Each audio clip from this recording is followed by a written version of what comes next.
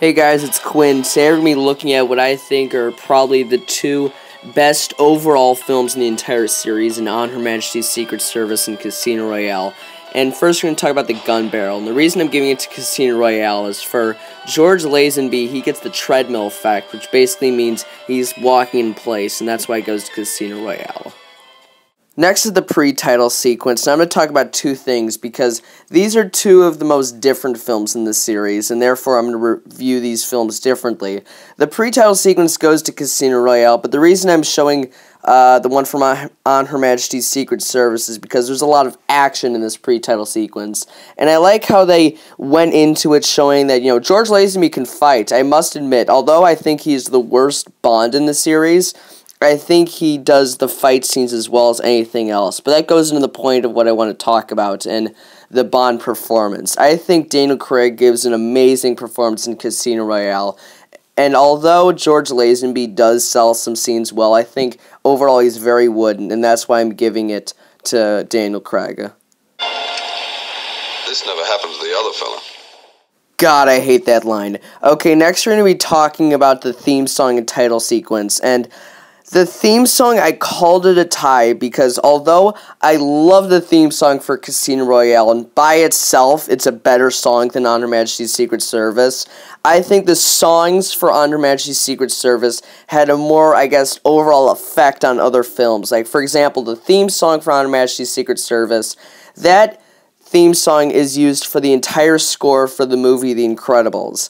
And the song by Louis Armstrong, We Have All the Time in the World, is a very famous song. I brought it up the other day in a class, and I started singing it. It's a long story as to why, but someone asked me, how do you know the lyrics of that song? And that's how famous it is. That's how many people have heard it. So I would put a lot of money saying more people know that We All Have Time in the World than the Casino Royale song, and that's why I'm calling it a tie, because even though I love the theme song for Casino Royale, I think the other ones had a more of an everlasting impact, if you will.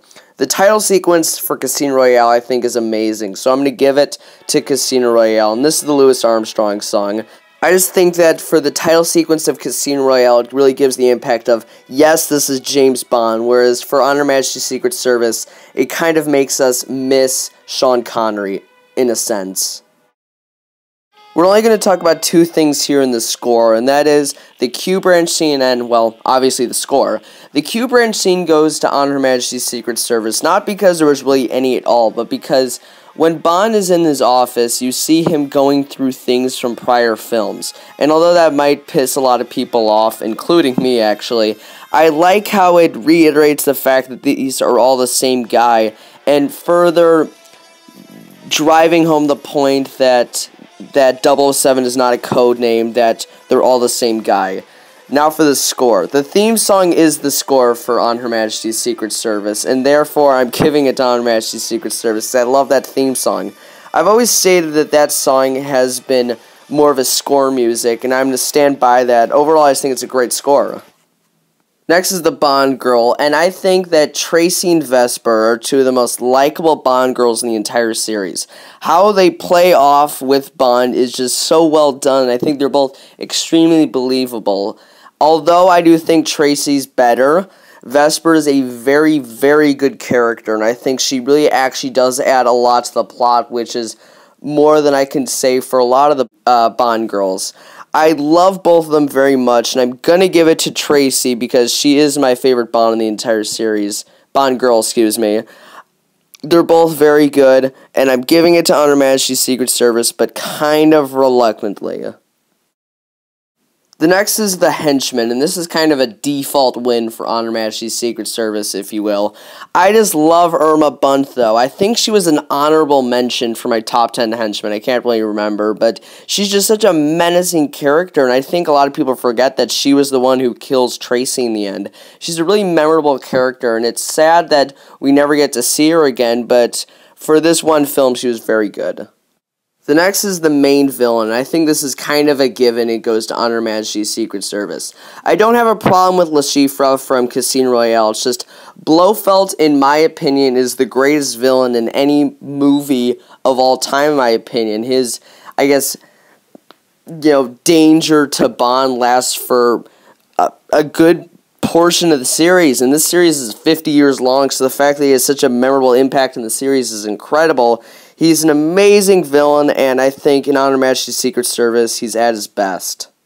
Next is the villain plot and the stunt, and the stunt obviously goes to Casino Royale, because I've talked about this scene before, and I just think it's absolutely incredible that they would do this. I mean, you know, ballsy is the word I would use to describe it. The main villain plot, if you will, I think goes to Honor Her Majesty's Secret Service, even though it's very close, and the reason being is because whenever it's a Blofeld scheme, I just think it's so cool, and I love LeChiffre's plan in this film. It's just, at times it doesn't make sense. Like, why wouldn't they just arrest LeChiffre instead of playing him in poker and giving him a chance to get out of it? It doesn't really make sense.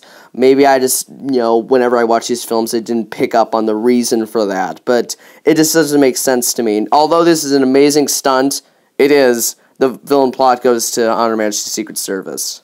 The next is the vehicle chase, and unless I'm completely missing something from Casino Royale, it goes to Honor Her Majesty's Secret Service, because the ski chase as well as the car chase in these two films are absolutely incredible. I remember once hearing an interview from George Lazenby basically saying that ski chase, when he watched it, it was one of the most unbelievable things he's ever seen, and rewatching it, I can definitely understand why. The next is the Bond-Henchman fight, and because Irma, Bunt, and Bond don't actually get into a fight, it goes to Casino Royale, because Bond's fight with these swordmen are absolutely incredible. I mean, Jesus Christ, it's amazing how anyone could choreograph such a great fight. The next is the Bond-villain fight, and kind of like what I just said, Bond doesn't fight LeChiffre, so it goes to this Blofeld fight. It was actually very close to being an honorable mention on my top 10 Bond fights, because I just think it's very well done and very suspenseful. I wish the continuity in the films lasted, because he breaks his neck there and in Diamonds Are Forever it doesn't appear.